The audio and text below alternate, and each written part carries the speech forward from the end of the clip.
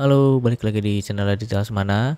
Nah, di video sebelumnya kita telah ngebahas tentang conditional statement atau percabangan, dan di video kali ini kita akan ngebahas tentang loop atau perulangan pada bahasa pemrograman Python.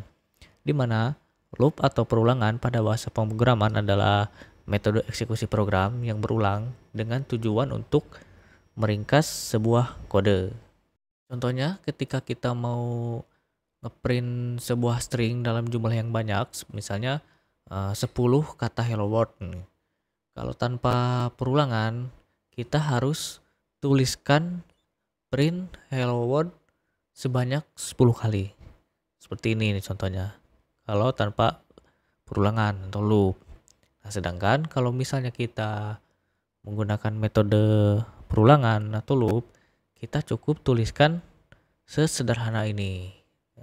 Nah, untuk bahasa pemrograman Python itu memiliki 3 jenis perulangan. Nah, yang pertama ada for loop. Nah, for loop itu digunakan untuk perulangan melalui elemen-elemen dari sebuah koleksi seperti list, tuple, string, atau objek lainnya yang dapat diinteraksi. Nah, berikut untuk struktur dasar dari perulangan for. Nah, elemen di sini adalah sebuah variabel yang mengambil nilai elemen dari iterable pada setiap iterasi. Nah, sedangkan iterable ini adalah objek yang dapat diiterasi seperti list, tuple, string, atau rank gitu. Nah, contohnya mari kita coba praktekkan di PyCharm seperti biasa. Oke, pertama-tama kita buat dulu sebuah list dengan nama variabelnya adalah buahan, sama dengan nama misalnya apel, yang kedua pisang, dan yang ketiga mangga misalnya. Lalu kita tuliskan for buah in buah-buahan, lalu print buah. Nah, kita jalankan dulu programnya.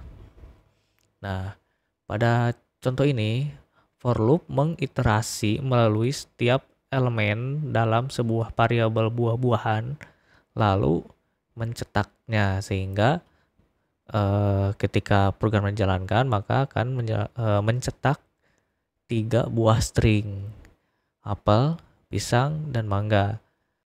Nah, sedangkan kalau misalnya tanpa perulangan, kita harus tulis secara manual, misalnya print apel, print pisang, print mangga. Nah, itu sebenarnya sama-sama aja.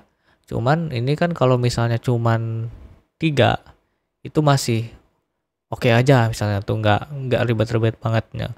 Nah, gimana kalau ceritanya yang mau dicetak itu jumlahnya banyak, misalnya ratusan atau ribuan, kan nggak mungkin kita tulis kayak gini. Nah, disitulah peran dari perulangan digunakan gitu. Terus ada fungsi rank yang juga sering digunakan pada perulangan for untuk menghasilkan urutan angka yang dapat diiterasi. Contohnya for i in rank 5 misalnya, print i, terus kita jalankan. Nah, maka dihasilkanlah urutan angka yang diiterasi gitu dengan rentang yang telah kita tentukan ini. Nah, selanjutnya ada while loop. Nah, while loop ini digunakan untuk mengulang blok kode selama suatu kondisinya itu bernilai true. Jadi dia akan terus-terusan mengulang sampai kondisinya itu berubah menjadi false gitu. Nah, berikut untuk struktur dasar dari perulangan while. Nah, condition ini adalah sebuah kondisi yang akan diperiksa sebelum iterasi. Jika nilainya true, maka blok kode dalam perulangan while yang di sini ini akan terus-terusan dieksekusi sampai nilainya itu menjadi false, baru dia akan berhenti looping gitu. Oke, untuk contoh kodenya biasa kita praktekkan di PyCharm. Oke, pertama-tama kita hapus dulu ini. Terus buat variabel baru namanya hitung sama dengan 0, while hitung kurang dari 5, maka print hitung. Nah, hitung ditambah 1. Oke, kita jalankan. Nah, pada contoh ini nilai variabel dari hitung akan terus ditambah dengan 1 sehingga nilai dari variabel hitung itu kurang dari 5, yaitu 4 ini. Oke. Nah, perulangan for juga dapat dibuat bersarang seperti di video yang udah kita bahas sebelumnya, yaitu percabangan. Nah, cuman di sini itu kita buat perulangan di dalam sebuah perulangan. Nah, contohnya kita coba praktekkan lagi di PyCharm. Oke, seperti biasa pertama-tama kita hapus dulu ini. Lalu buat for i in rank 3.